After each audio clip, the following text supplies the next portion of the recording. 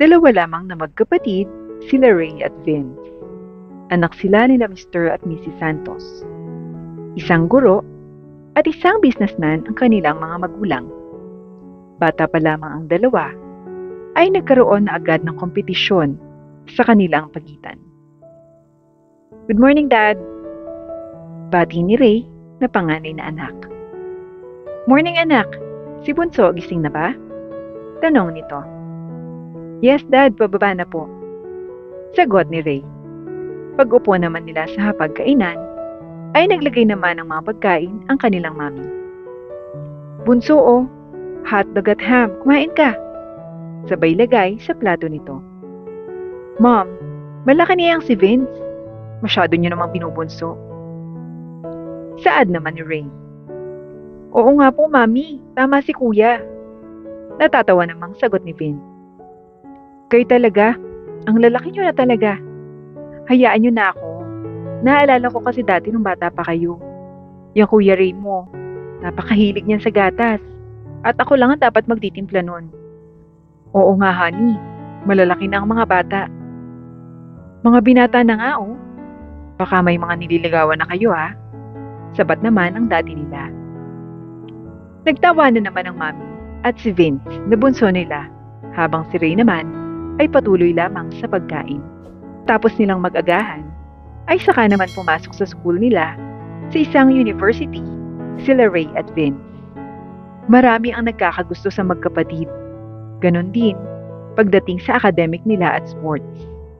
Kasali sa isang grupo ng basketball si Ray bilang captain ball. Nang magkaroon sila ng tryout, hindi niya alam na magta-tryout din ang kapatid niyang si Vince. Isa-isa nang nagpakitang gilas at umangat talaga ang galing ng kapatid niyang si Vince. Aba Ray, magaling din pala sa basketball yung kapatid mo. Naku, maganda yan kung magkasama kayo sa team. Panigurado kukunin niya ni coach. Sabi ng isa niyang kateam. Anong maganda doon? Para ano? Mapagkumpara lang kami ng mapagkumpara. Sus, mas magaling ako dyan. Bulyaw naman ni Ray. Pare, wala naman akong ibig sabihin doon sa sinabi ko. Nakita lang namin na may potential din yung kapatid mo. Easy lang pre, kakampi mo kami dito. Paliwanag naman ang kateam niya. Tumango lamang at nakatingin ng masama sa kanyang kapatid si Ray. Matapos ang tryout, isa sa mga napili ang kapatid niya. Maraming salamat sa lahat ng dumalo ng tryout. 5 sa inyo ang makakapasok sa team nila. Sabay turo kila Ray. Velasco, Cruz, David, Gomez, at Santos Vince. Congratulations sa inyong 5 and welcome to the team. Masayang bati ng coach.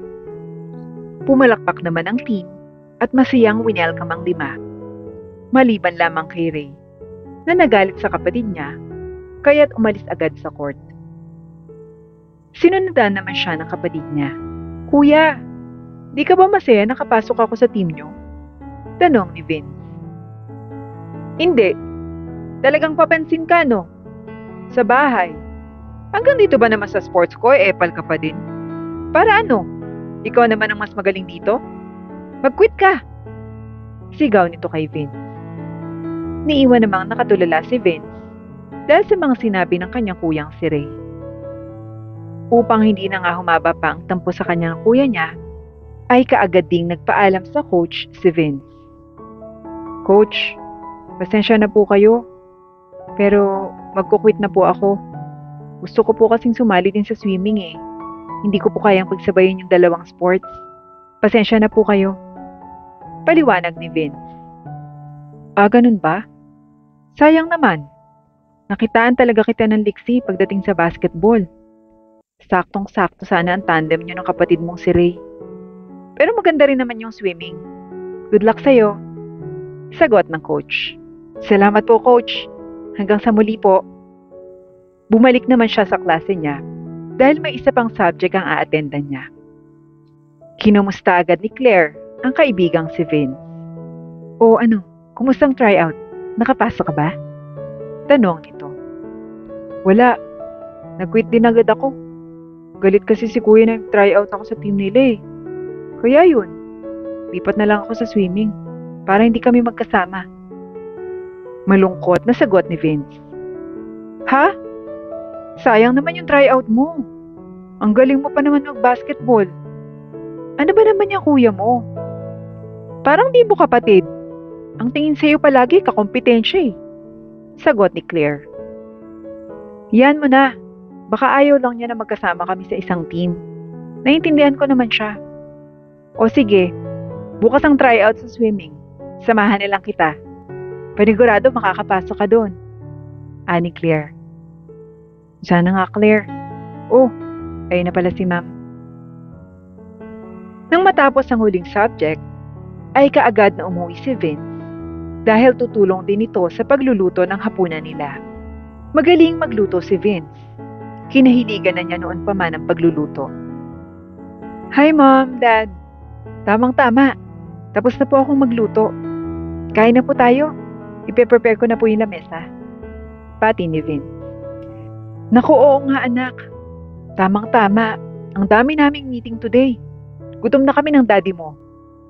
Andiyan na rin ba yung kuya mo? Tanong ng mami nila. Wala pa po mami eh. O siya, kumain na tayo. Ipagtabi na lamang siya ng pagkain anak. Maya-maya naman ay dumating na rin ang kuya niya. Pawis na pawis. Kuya, tara na kumain. Nandito na sila dad. Bati ni Vince.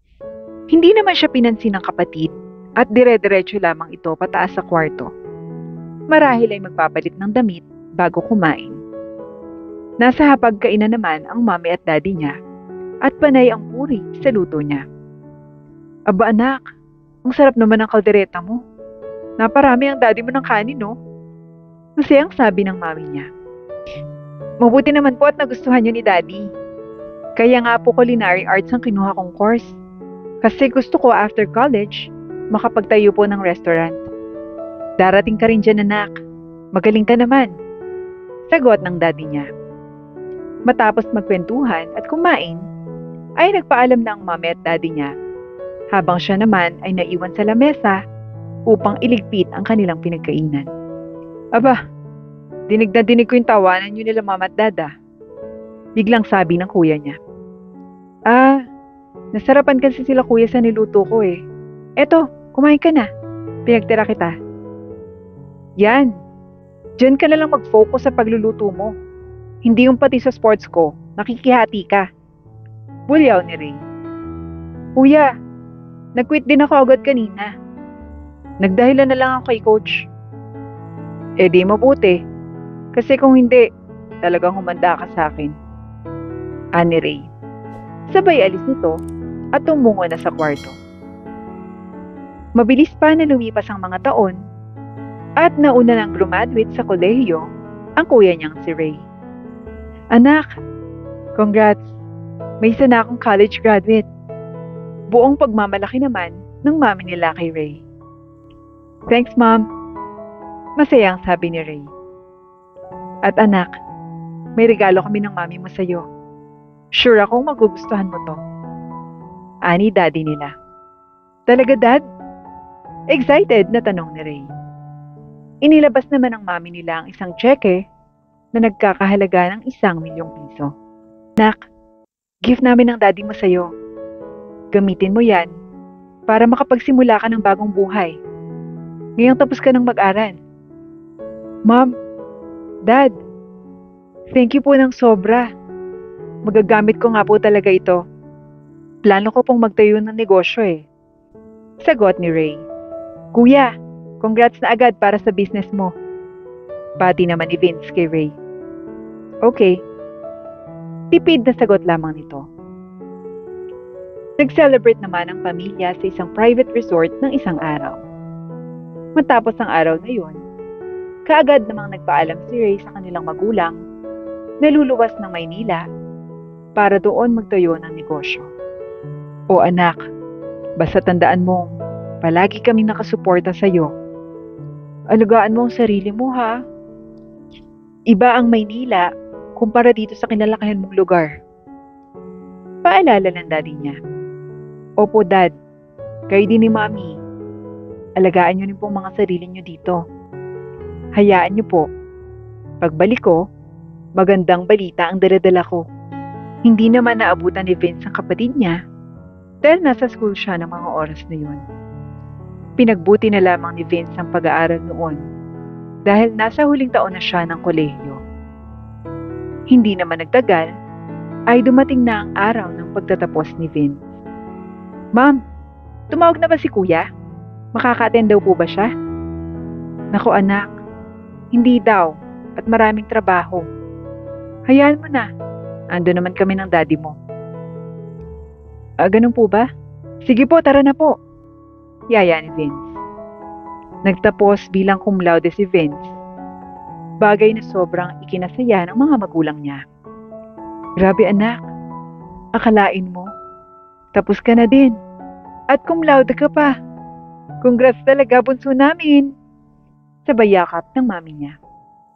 Salamat po ma'am. Aba syempre, may regalo din kami sa iyo ng mami mo. Eto anak, 300,000 yan ah. Medyo humina kasi yung business natin ngayon eh, kumpara nung mga nakakaraang taon. Paliwanag ng daddy niya. Aba, malaki na po ito. Thank you po, mom and dad.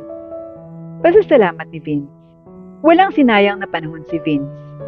Nagsimula muna siyang umupa ng maliit na pwesto ng karinderya sa palengke na talaga namang dinarayo ng mga tao. Kaya't nang dumami pa ng dumami ang kanyang mga suki, ay lumipat na siya ng pwesto sa mas malaki upang marami din ang kanyang ma-accommodate na tao. Nakuha niya iyon sa halagang 200,000. Wow, ang galing mo Vince! Tingnan mo, mag-iisang taon pa lang, may sarili ka ng restaurant. Pangarap ko po talaga ito. Akalain niyo, napalago ko po yung regalo niyo sa akin na pera ni Dad. Masayang sagot ni Vince. Nang malaman ito ng kanyang mga magulang, ay napakasaya ng mga ito dahil sa kahusayan niya. Ilang buwan pa ang dumating at nakapag-expand pang lalo ng restaurant si Vince at kumikita na halos ng kalahating milyon kada buwan. Isang araw, masamang balita naman ang nagpauwi sa Kuya Ray niya. Mom, Dad, na-scam po ako. Akala ko tutubo pa ang pera ko. Pero hindi na pala. Halos na 5 kalahating milyon ko na natitira.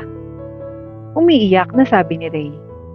Agad namang nagpakita ng suporta ang mga magulang nila kay Ray.